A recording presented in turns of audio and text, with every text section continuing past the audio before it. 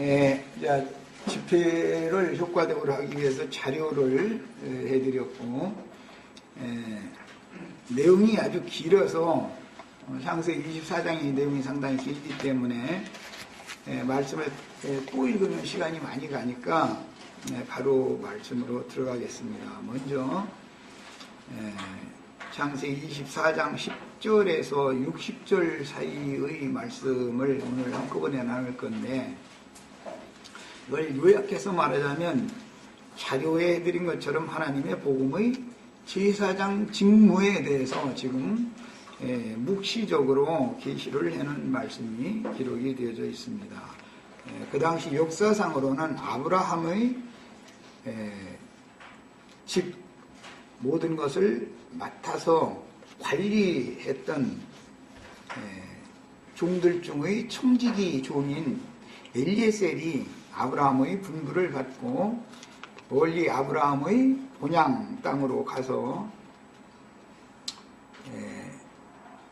나홀의 후손인 리브가를 만나게 되는 그런 과정을 기록하고 있습니다. 이것은 잘 아시는 것처럼 예수님께서 하나님의 종으로 세상에 보내심을 받아가지고 자기 땅, 자기 백성에게 찾아오셔서 사람들을 얻어서 하나님의 것으로 돌려드리는 제사장 직무를 수행하신 것에 대해서 예표상으로 지금 역사에 이런 그림을 그려놓고 있습니다.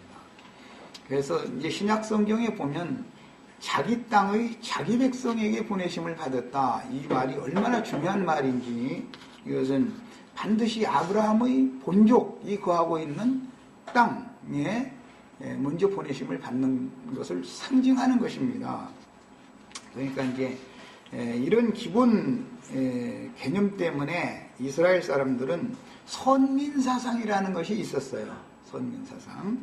즉 아브라함의 본향 땅 사람들에게 메시아가 보내심을 받아서 온다는 것이죠. 그게 약속이었기 때문에, 하나님의 언약이었기 때문에, 그래서 메시아 대망사상이다 그래요. 메시아를 간절히 기다리고 소망하고 바라는 것, 메시아를 만나기를 원하는 그 간절한 소원의 마음을 목마른 여자, 이렇게 표현을 했어요. 더 중요한 것은 사실은 그 여자가 본향 땅, 아브라함의 본향 땅에 준비되어져 있음과 동시에 타향살이를 하고 있는 아브라함이 가나안 땅에는 아브라함 사라를 통해서 낳은 아들 이삭이 청년으로 자라서 장가갈 때가 된 거예요. 예, 아브라함의 본향 땅에는 처녀가 나서 시집갈 준비가 돼 있었고, 약속의 땅에는 이삭이 태어나서 자라서 장가갈 시기가 이른 거예요, 서로가. 그런데 그 청년과 처녀를 합당하게 중매를 해서 짝을 맺어주는 일을 하는 사람이 엘리에셀이었었다, 이런 말이에요. 이것이 복음의 제사장 직무를 하는 하나님의 종들이다, 이렇게 표현을 하는 것입니다. 우리는 이제 이런 말씀을 통해서 성경이 말하고자 하는 의중을, 복음을 깨달아야 되는 것이에요. 성경이 말하고자 하는 의중은 지금 구속사에 대해서 말을 하는 것이지만, 역사상에 이런 역사적인 사실들이 있었던 것이죠. 역사적인 이런 사실들을 근거로 해서 이 사실을 믿을 때 이것을 영적으로 재해석을 해서 우리들의 구원에 적용할 수 있는 거예요. 이것이 성경 기록의 방식인 것이죠. 자, 이런 큰 내용을 마음에 담아두시고, 그 다음에 종도 목말랐고 종과 함께 아브라함 집의 모든 좋은 것들을 싣고 먼 사막을 지나서 험난한 사막길을 걸어서 나홀성의 리브가가 물길러 나오는 그 세메까지 갔던 청지기 종과 종들과 낙타, 열필 이야기가 너무 중요한 이야기예요. 이것은 실제로는 하나님의 말씀께서 그 아들을 통해서 성령을 보내가지고 하나님 안에 감춰져 있는 그리스도의 모든 풍성을 죄인들에게 선물로 갖다 주는 이야기를 지금 말하고자 하는 거예요. 이 일을 위해서 구속사의 핵심은 서로가 목마른 사람을 지금 이제 상징을 하는데, 실제적으로 예수님이 십자가에서 내가 목마르다 그러셔요. 예수님이 제일 목마른 분이죠. 장가갈 때가 되어져 있는 청년이 마땅한 배필을 만나기 위해서 갈급한 마음 상태가 영적으로는 무엇을 말하는지를 신약성경에서는 십자가에서 내가 목마르다. 사람이 목마른 것은 둘째 문제죠. 사실은 하나님이 목마른 것이죠. 그 다음에는 사마리아 여자로 이제 표상적으로 나타났던 나홀성의 우물에 물을 길러 나왔던 리브가라고 하는 여자도 물을 마셔야 살겠으니까 목마르니까 나온 거예요. 목마른 처녀, 목마른 청년, 두 사람의 사이를, 그 심정을 가장 잘 아는 사람이 중매쟁이가 되는 거예요. 이제 시집가고 싶어하는 처녀와 장가들고 싶어하는 청년의 그 심정을 다 경험적으로 아는 노련한, 그래서 늙은 종인 거예요. 다 세상 말로 산전수전 겪어서 청년의 때는 어떻다는 것을 다 알아. 우리 기후 형제하고 헤라 자매가 지금 새신랑 새댁이지만 그런 것을 다 경험을 해봐서 그때 총각 때 심정은 어떻고, 새댁 소리 들을 때는 어떻고, 그 다음에 이제 아이를 낳은 다음에는 어떻고, 뭐 손자 난 다음에 어떻고, 모든 것을 다 아는 사람. 그래서 늙은 종을 보내는 거예요. 늙은 종. 경험이죠. 이것은. 그것은 사람이 무슨 대학교에 가서 지식으로 가르침 받고 이런 문제가 아니죠. 인생을 살아보면 아는 거예요. 인생을 다 살아봐서 체험적으로 아는 사람이, 이 사람이 전도자다. 그 체험적으로 아는 사람이야만이 그 늙은 종에게 양손을 내 환독뼈 밑에 넣고 맹세를 해라고 맹세를 시켰다라는 것.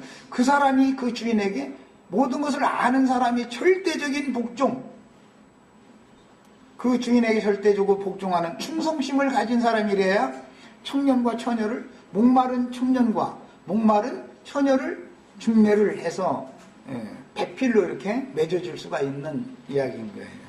이것이 복음의 제사장 직무다 그랬어요. 신약에서는 이렇게 표현했어요. 복음의 제사장 직무라는 것이 얼마나 중요한 것이며 아무나 이것을 할 수 있는 것이 아니다라는 걸 알아야 된다.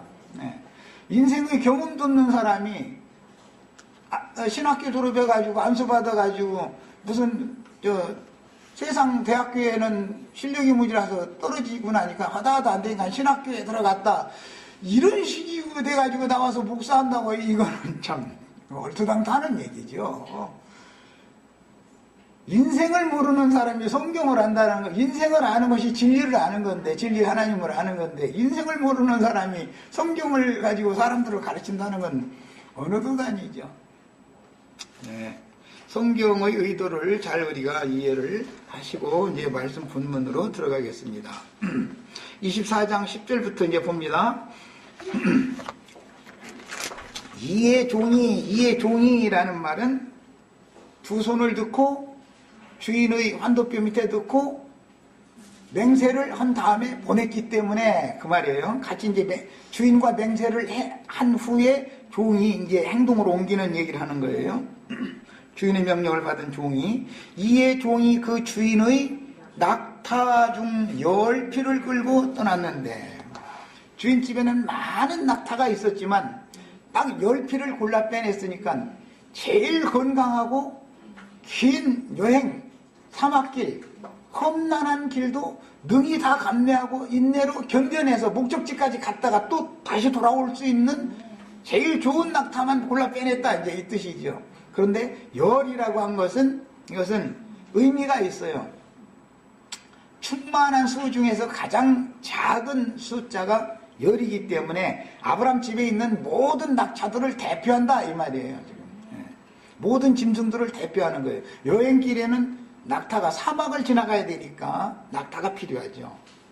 그런데 이 낙타는 아브라함 집에서 짐을 조금만 보내는 게 아니고 어마어마한 선물 보따리를 낙타 등에 다 지워가지고 가야 되기 때문에 열필이 필요한 거예요. 다 짐을 실지는 않았죠. 예비 낙타가 언제나 뒤따라서 맨 뒤에는 이제 짐을 실지 않은 낙타 이제 3마리 정도 이렇게 빈몸으로 가게 만들죠. 그 짐을 많이 싣고 가던 낙타가 지치면 낙타를 교체해 주는 것이죠. 이런 방식으로 해서 이제 여행을 했어요.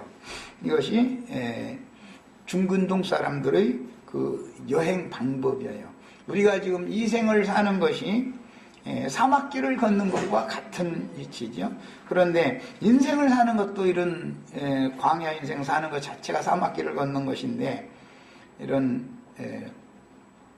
세상에 살기 위해서 고난을 당하는 것이 아니라 전도를 위해서, 중매를 위해서 지금 종과 낙타가 고생을 해야 되는 거예요. 아까 얘기한 것처럼 하나님의 아브라함 집의 많은 종들이 있었고, 청지기 종이 종들을 데리고 가는 것이죠. 청지기 종 혼자 가는 게 아니죠, 지금 여행길에. 그리고 낙타 10필을 같이 가는 거예요. 청지기 종이 있고 종들이 있고 낙타 10필이 있었다. 이것은 하나님의 말씀이 예수를 세상에 보내셔가지고 그분이 구속을 이루신 후에 영을 보내서, 그 영이 오셨다는 것은 하나님의 모든, 하나님 나라의 모든 좋은 선물을 믿는 신자들에게 값없는 은사, 은혜로 거저 주려고 지금 성령이 오신 거예요. 이것을 상징하는 거예요. 그의 주인의 모든 좋은 것을 가지고 떠나 그랬어요. 그 주인 집의 모든 좋은 것을 가지고 떠났다. 이것은 하나님 아버지, 하나님의 나라, 하나님의 집에서 제일 좋은 것들을, 말하자면 이제 이것은 제일 좋은 것들이라는 것은 신약의 용어로는 그리스도 예수 안에 있는 하나님의 모든 풍성을 이방인에게 전하게 하려고 나로 충성된 종으로 여겨서 이런 제상 직무를 행하게 하셨다. 그런 사명을 맡겼다. 바울 사도가 표현을 그렇게 했어요. 하나님의 집의 모든 풍성한 것들, 그리스도 예수 안에 있는 모든 풍성을 오늘 우리 형제 자매님들에게 선물로 주려고 지금 낙타 10필을 보내시는 거예요. 온 지구상에 종들을 파송하는 것을 상징하는 거예요. 이제 대표적인 비유죠. 이 모든 좋은 것들이라는 것이 그리스도 예수 안에 있는 하나님의 모든 풍성한 것들이에요. 이것은 신성의 모든 것들을 뜻하지만 예수라는 사람을 거쳤으니까 인성으로도 가장 좋은 인성을 가진 분이 예수님이죠. 그런데 누구를 만나야 되느냐? 이제 이것은 신약 리브가를 만나는 이야기인데, 이것은 좋은 밭을 만난다. 상징을 해놨어요. 이것은 신약의 마태복음 5장 말씀에 의하면 의에 줄이고 목마른 자야 된다, 이렇게 표현을 했어요. 마태복음 5장에 보면 목마른 여자 얘기할 때는 뭐라고 했어요? 심령이 가난한 자부터 시작해서 의에 줄이고 목마른 자는 복이 있나니 천국이 좋을 것이며, 실제로는 천국을 갖다 선물로 주는 것이죠. 낙타 10필을 내다가 짐을 실어가지고 주는 것은, 멀고 먼 죄인들의 세상에 지구한 가장 높은 곳에 거하시는 하나님께서 하나님의 집안의 모든, 하늘나라의 모든 좋은 풍성한 것들을 그리스도 예수를 통해서 보내는 거예요, 세상에. 그런데 어떤 사람이 그걸 받을 수 있느냐? 심령이 가난한 사람이어야 되고 마음이 온유하고 겸손한 사람이어야 되고 쭉 나가다가 의에 줄이고 목마른 사람이어야 된다. 의에 줄이고 목마른 자는 천국이 좋을 것이며, 천국을 실제 얻는 거예요. 우리 형제 자매님들이 이제 의에 줄이고 목마르다, 이 말은 처녀가 시집갈 준비가 된 사람이다라는 거예요. 목마르지 않은 사람에게는 물바가지, 물동이채 줘도 귀찮다고 그러고, 물 그냥 놔두면 다른 사람이라도 마시는데 괜히 갔다가 해코지 얻느라고 돌멩이 갖다가 질그릇 항아리 깨뜨려가지고 물 다 쏟아내 뿌려버리는 그런 사람들이 참 많죠. 그래서 복음을 전하면 회방하는 사람이 옆에 있어요. 보면 참 너무 놀라워하죠. 가만 놔두면 목마른 사람이 마시게라도 하면 되는데 그렇게는 않지요. 그래서 예수님이 그래서 실제로는 질그릇 항아리를 가지고 뭐 물 항아리를 가지고 리브가가 물길래 나왔다 그러지만 리브가의 영혼이고 육신적으로는 리브가의 태를 상징하는 말이다 이 말이에요. 이게 그릇이잖아 그게 그릇. 그러니까 예수님도 남자도 그릇이 있잖아요. 그래서 주님도 목이 마르고 사람도 목이 마른 거예요. 왜 사람이 그럼 괜히 목마른가? 세상에서 육신적으로 목마른 건 상징이죠. 전도서 3장 11절에 보면 모든 사람들에게 인생들에게는 영혼을 사모하는 마음을 하나님이 지어넣어서 넣어줬다 그랬어요. 그러니까 인생에서 살면서 사람이 뭔가 계속 목이 마른 거예요. 배고픈 거예요. 왜 그런가? 그것은 영혼을 사모하는 마음을 짐승이 아닌 인간에겐 다 넣어줬기 때문에 뭐를 얻어도 취해도 그냥 그것만 가지면 만족할 것 같고 기쁠 것 같은데 그게 열흘도 안 가. 새 집을 사도 1년이 안 간다는 거예요. 새 집을 사도. 새 자동차 사도 1년 안 가. 그냥 맨날 며칠 동안은 날마다 불바가지 들어가서 이놈 뭐 차 닦느라고 정신이 거기가 팔려있는데 새 집 사가지고 이사 가면 막 여기다 뭐 사다 놓을까 저기다 뭐 사다 놓을까 막 날마다 털이게 지르고 걸레 닦고 난리인데 1년 지나면 그게 그 집 같고 그게 그 집 같고 다 이러는 거거든. 여기에는 만족이 없다 이거예요. 세상에서는 한껏 헛소거리는 거야 사람이라는 건. 그냥 알고 보니까 영생을 나의 것으로 취하면 그때서 사람이 참만족과 안식 쉼이 딱 온다는 거예요. 이게 비밀이죠. 그래서 이제 세상사 육신적으로 보면 처녀가 20세 이상이 되면은 경수할 때쯤 되면 괜히 저는 안 그렇다 내내 괜찮다고 해도 괜히 청년 생각이 나. 그 하나님이 그런 것을 넣어줬기 때문에 그렇죠. 만약에 경수를 했는데도 건강한 새댁이 경수를 했는데도 남편 생각이 안 나면 하나님의 뜻이 이루어져요 안 이루어져요? 그 하나님이 하시는 일은 그냥 목마르게 만들어 또 이렇게 다 청년은 청년대로 때가 되면 여자에 대해서 쓸데없는 관심이 많아. 부모가 그 관심 갖지 말라고 하면 돼야 안 돼요? 관심 갖지 말라고 문 잠궈 놔두면은 밖에서 문 잠궈 놔도 다 나오는 방법이 있어. 안에 가둬놔도 소용없는 거야 이것은. 그만큼 이것은 강렬하다.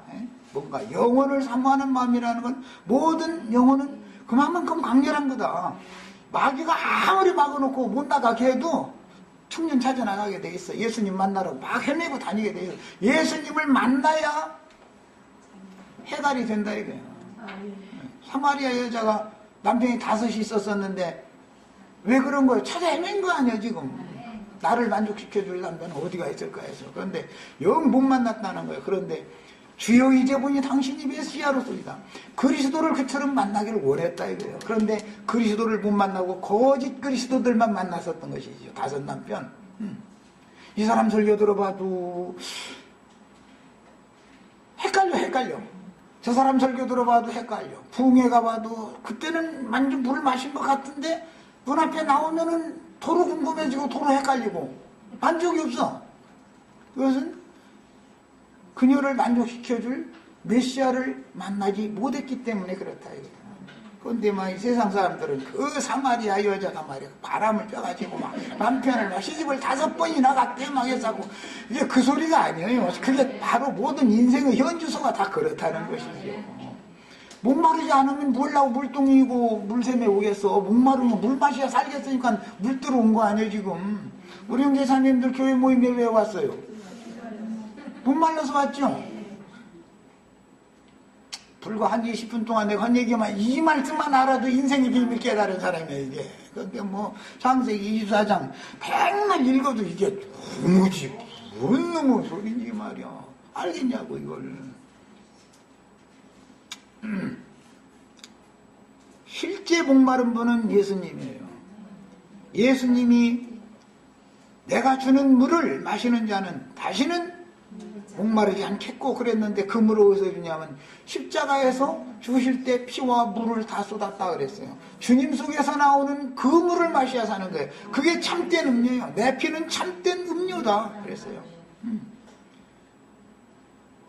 예수님은 주님이 목이 마르기 때문에 실제로는 우리 보고 야, 나 목마르다 물 좀 다고 우리한테 요구를 하지만 실제로는 주님께서 내가 너에게 물 주러 왔다 그 말을 한 거예요. 이 말은 기후 형제가 어느 날 되더니 헤라 자매 보고 꽃 한 송이 한 송이가 안 했나 한 다발 했나 나 이제 안 봤으니까 모르지만 이렇게 이제 잔뜩 가서 헤라 자매가 뭔 꽃 좋아하는 것도 쭉 알아내버려. 그래가지고 꽃집에 가서 아주 제일 좋은 거 돈 안 아끼고 고날은 그거는 꼭 사야 되니까 해가지고 막 같이 가서 막 그날 한 번 무릎 딱 꿇는 거예요. 그 다음에 절대 무릎 안 꿇지만은 한 번 딱 꿇고 막 결혼해달라고 내가 너를 당신 사랑한다고 막 이제 이게 뭐요 나에게 물 좀 다고 그 말이란 말이에요. 청혼하는 거죠. 청혼.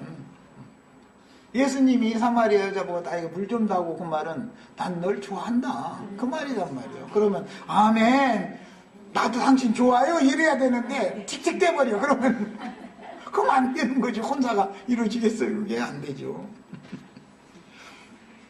실제로는 종은 물을 얻어 마시고 종과 그 낙타 열필은 약대들은 물을 얻어 마셨지만 더 좋은 선물을 줬죠. 사마리아 여자 보고 네가 내가 누군지 알았으면 하나님의 선물이 무엇인지를 네가 안다면 나에게 구했을 거다 오히려. 그 하나님의 선물이 뭐예요? 약타 열필에다가 지금 아주 코골이, 팔목골이, 뭐 금반지, 막 하여튼 주단에다가 뭐에다가 그냥 잔뜩 싸질머져서 그냥 해서 보낸 거예요. 그런데 그 종이 목마르다고 그러는데 그 종에게 와 자기에게 줄 선물 잔뜩 가지고 온 낙타한테 물 마시게 안 해줬으면 선물 받을 수 있어요? 없어요? 못 받는 거예요. 내 것 안 되는 거예요. 우리 형제 자매님들 손해나는 장사 하시지 마시고 주님께서 오셔서 내가 널 사랑한다 그러면 아멘 하고 내가 주님을 얼마나 기다렸는지 아냐고 내가 지금 눈이 빠지게 기다렸느라고 아이 이러고서 얼른 맨발 벗고 나가야 되는 거죠. 쉽게 이해시키느라고 이렇게 좀 우스갯소리를 좀 했어요. 그런데 늙은 종이 나홀성에 이르렀을 때가 저녁되었다 이렇게 돼 있죠. 이것은 새날의 시작점을 말하는 거예요. 그 수메르 족속이라고 그러는데 셈게보의 족속들은 저녁이 되며 아침이 되며 이는 첫째 날이라 하루의 시작을 저녁부터 하는 거예요.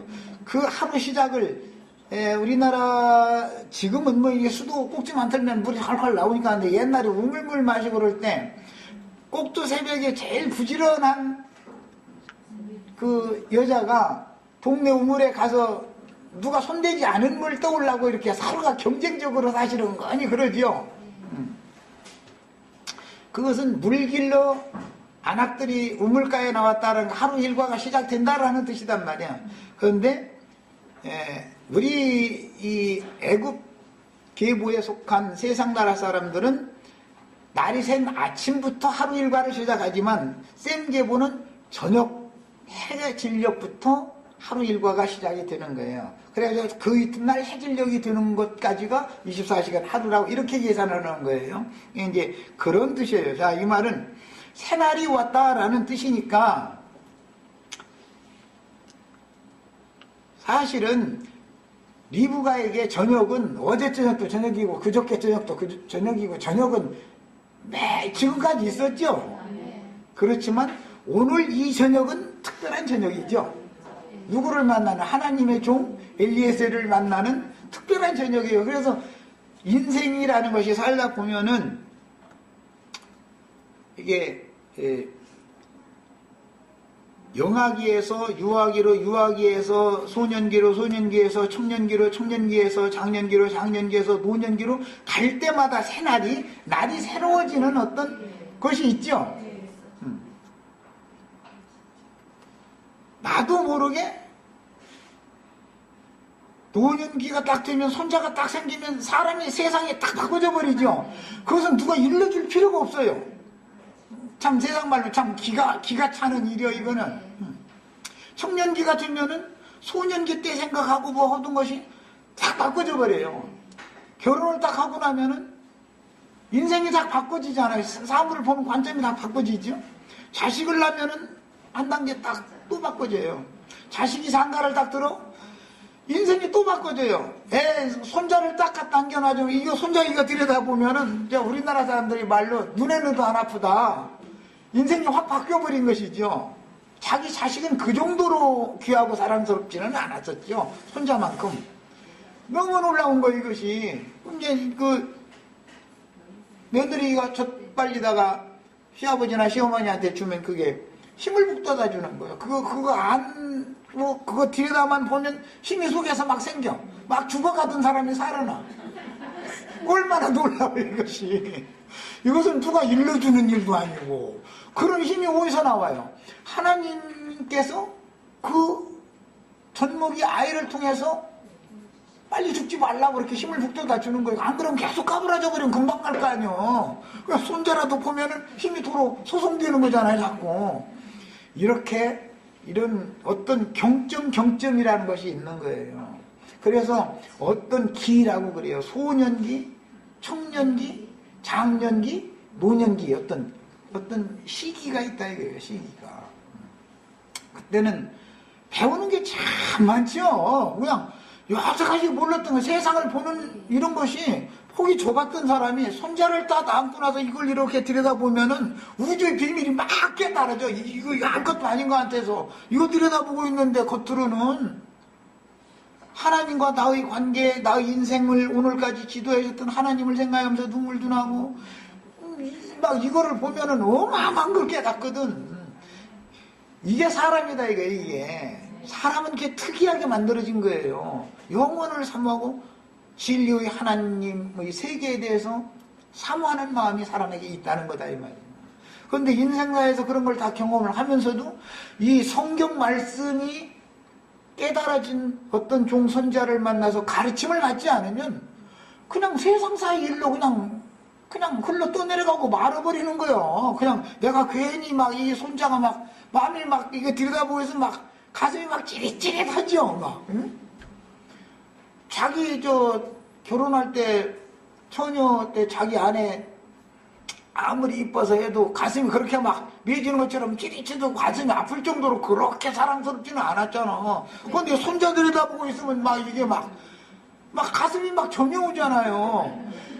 어마어마한 이건 놀라운 능력이요. 이런 것이 뭐냐, 시기다, 이게 시기. 그런 때를 그가 지나가고 있다 이거예요. 자, 그것을 거쳐야 이제 인제사 완성된 사람이다 이 말이야. 인제사 완성된 사람은 그래서 손자 이뻐해 본 줄을, 그거 손자를 이뻐해 본 다음에서 아, 인생은 뭐다라는 걸 논할 수 있지. 그 손자도 안 본 사람이 가서 인생이 어떻고 이렇게 나오면, 초등학생이 인생이 어떻고 이렇게 나와버리면 한 말 없죠. 자, 그래서 이제 저녁 때라는 것은 새날이 시작되는 때라는 뜻이고, 하필이면 이 여인이 이 시기에 이르렀을 때 아브라함의 종을 만날 그 시기의 이 저녁은 특별한 저녁이다. 어제도 저녁이 있었고 그저께도 저녁이 있었지만 지금까지 그 저녁과는 다른 저녁이다. 이제 야곱이 야복나루를 건널 때, 해가 돋았더라 할 때 어제라고 해 안 떴겠어요? 그저께도 해 떴고 뭐 계속 해 떴어요. 그렇지만 그날 야복나루를 건널 때 해가 돋는 그 해가 뜨는 것은, 그것은 일생일대에서 하늘로부터 생명의 참빛이 사람의 심령 속에 비춰져서 인생이란 이거구나.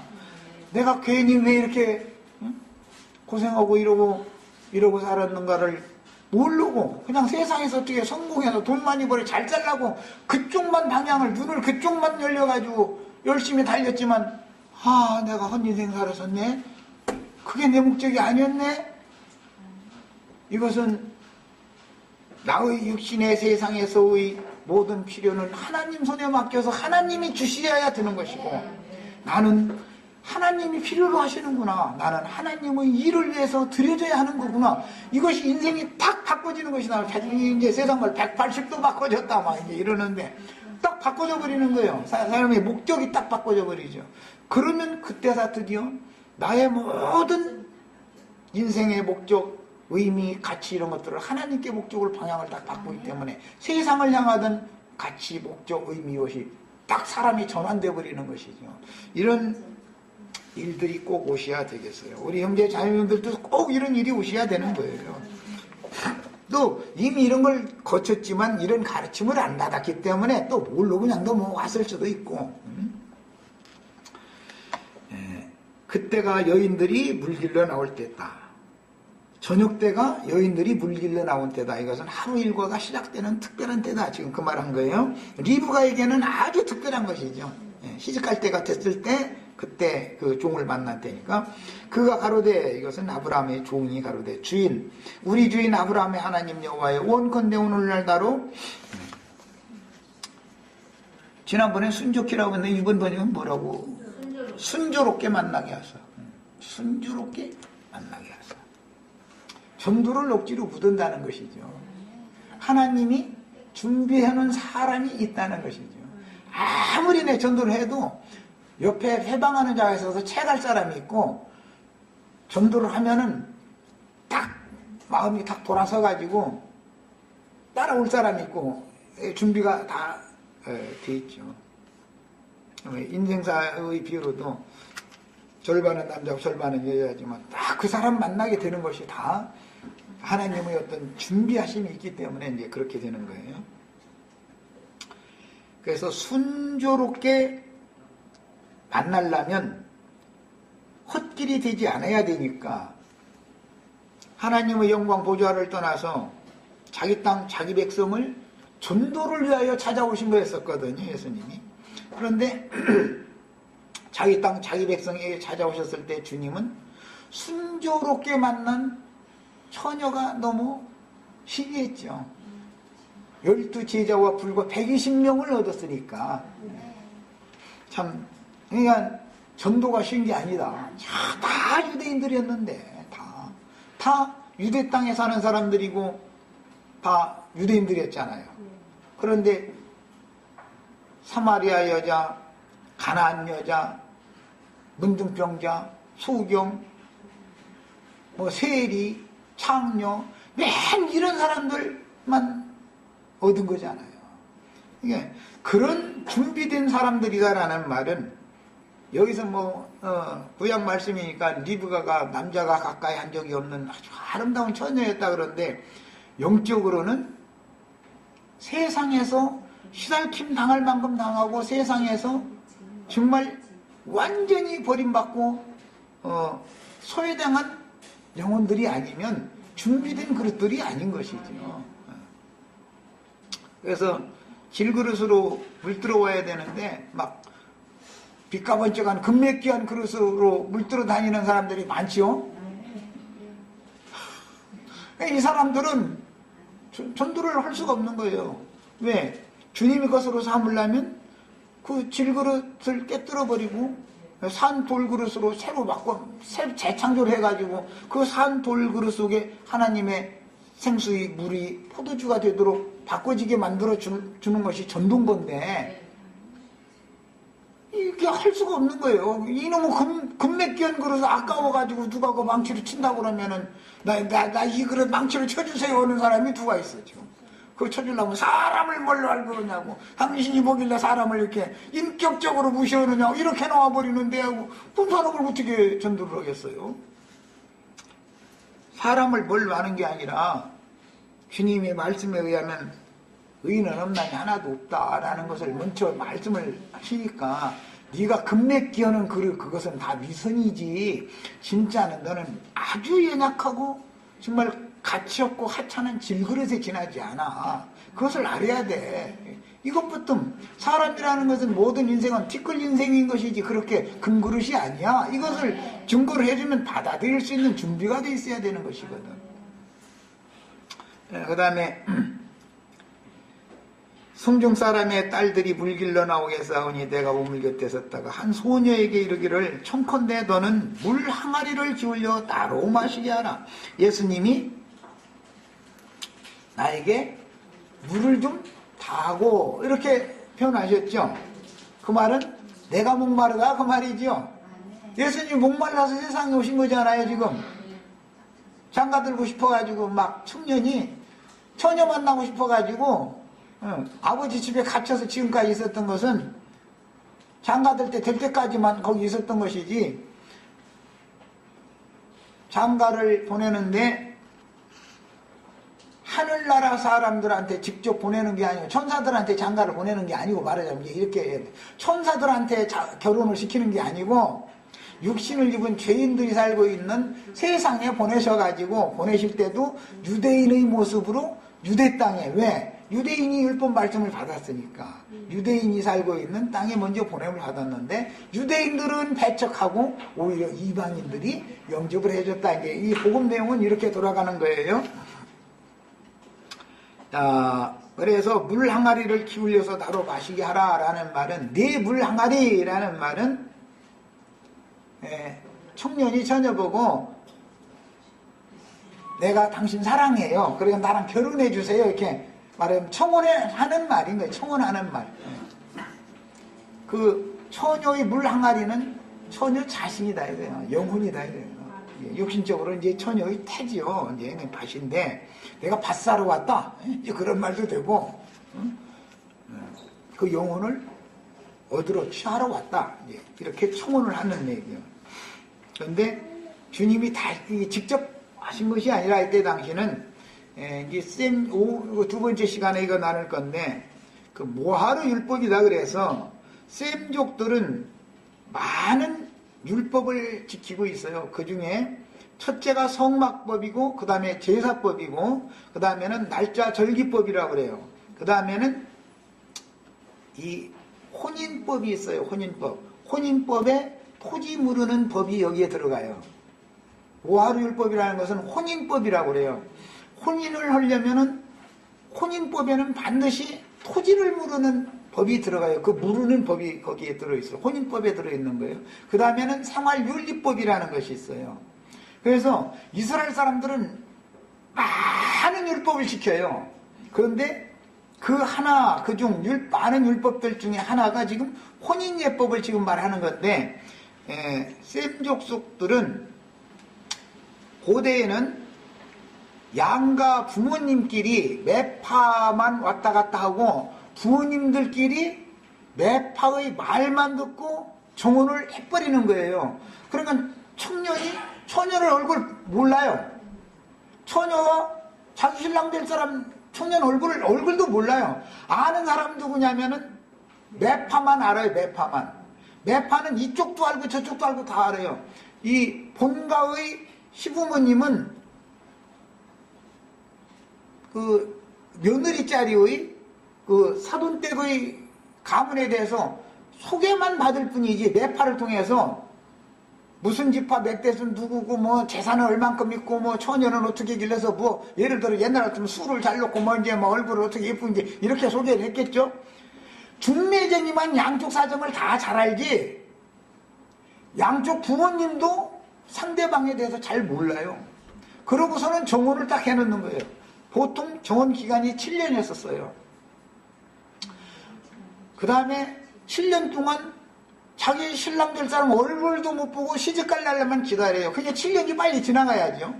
아버지가 너는 어디 교수를 내가 내 며느리 자리로 정해놨으니까 너는 지금부터는 더 정진하고, 뭐 이제 네 며느리 데려오면 매개 살려야 되잖아. 다 할 수 있는 준비 다 갖춰놔야 된다. 그러려면 뭐 우리나라 같으면 급제를 한다든지 이제 뭐 이것을 준비를 해야 되는 거예요. 처녀는 그 이후로는 절대 밖에 못 나가요. 지금까지는 물길로도 나가고 그랬지만 그 이후로는 집안에서 딱 갇혀가지고서 날마다 갇혀 생활해야 돼. 그것이 모하르 율법이에요. 셈족속들의 문화예요, 그것이. 그러니까 이제 신랑이 장가를 들러 처갓집에 올 때, 그때 혼인을 할 때상 얼굴을 처음 보는 거예요. 신랑 신부는. 참. 그래서 구약 성경에 보면 첫날 밤을 잤는데도 누구하고 잤는지도 모르고 잔 얘기, 이런 얘기 나오면 참 웃기죠? 아니, 남자 여자가 만나서 잠을 잤는데 그 사람을 모르고 있었었다. 그 이튿날 날 새서 보니까 아니더라, 기더라, 뭐 이래서고, 그 유다도 며느리인지 몰랐다는 거요. 막 이런 얘기 나오면 얼마나 웃겨요, 그게. 구약 시대에는 그랬어요. 신약 시대에는 보고 혼인을 하는 거예요, 보고. 그것이 차이가 있어요. 예수님의 얼굴을 통해서 하나님의 얼굴까지 다 보는 거예요. 예, 이제 구약 시대의 혼인법을 알아야 신약 시대에, 구약 시대에는 그 잔치도 밤에만 해요. 그래서 이제 7일 동안 잔치를 하는데, 혼인 잔치할 때 밤에만 해요. 낮에는 잠자고 밤에는 잔치하고. 얼마나 웃겨요. 그게 구약 시대는 전부 어둠의 때다. 어둠의 때. 뭔가 그냥 신랑도 몰라, 신부도 몰라. 그런데 그냥 둘이 아들 달라고 살고는 또 살아. 얼굴도 모르는데. 그거 참 웃기는 얘기 아니겠어요? 그래서 구약 시대다 그래요. 그때는 어둠의 때다. 참 빛이신 주님이 사람의 심령 속에 찾아오셔서 빛으로, 성령이 사람의 심령과 연합을 하면 이제는 서로가 얼굴을 맞대고 혼인을 하는 때가 이제 신약 시대가 되는 거예요. 이것이 그 혼인 예법의 전환이에요. 이런 이제 이치도 우리는 다 아셔야 돼요. 그 다음에 종이 이제 그런 기도를 했는데, 나홀과 밀가의 소생 부두엘이라고 하는 사람의 딸 리브가가 마침 물동이고 나왔다는 거예요. 그때 기도를 하는 순간에 그 물을, 그 질그릇에다가, 항아리에다가 물을 떠가지고 올라올 때 종이 탁 말을 거는 거예요. 나에게 물 좀 타고. 그러니까는 즉시로 물동이를 내려놓고서는 그 물 항아리를 내려놓고 물을 마시게 해줬다는 거예요. 종이 물을 다 마시고 나니까는 낙타들도 목마르겠네요. 그 낙타들을 위해서 물을 또 가서 막 깃더라는 거예요. 그러면 이 사람이 하나님이 자기 주인의 아들 이삭을 위해서 준비해놓은 처자구나, 처녀구나 라는 것을 이제 종이 확증을 잡고 그 처녀에게 네 집에서 내가 유할 수 있겠느냐라고 이제 물어봐요. 이 말씀도 세리장에 있던 삭개오 보고 예수님 한 말이죠. 삭개오야 내려오라, 내가 오늘 밤 네 집에서 유하여야 하겠다. 그 하나님의 종을 자기 집으로 영접하여 드리면 하늘이 보낸 모든 것들을 다 선물로 받고 하나님의 아들에게 시집갈 수 있게 되는 거예요. 시간이 됐으면 여기까지 하겠습니다. 이게 또 꺼져버렸네.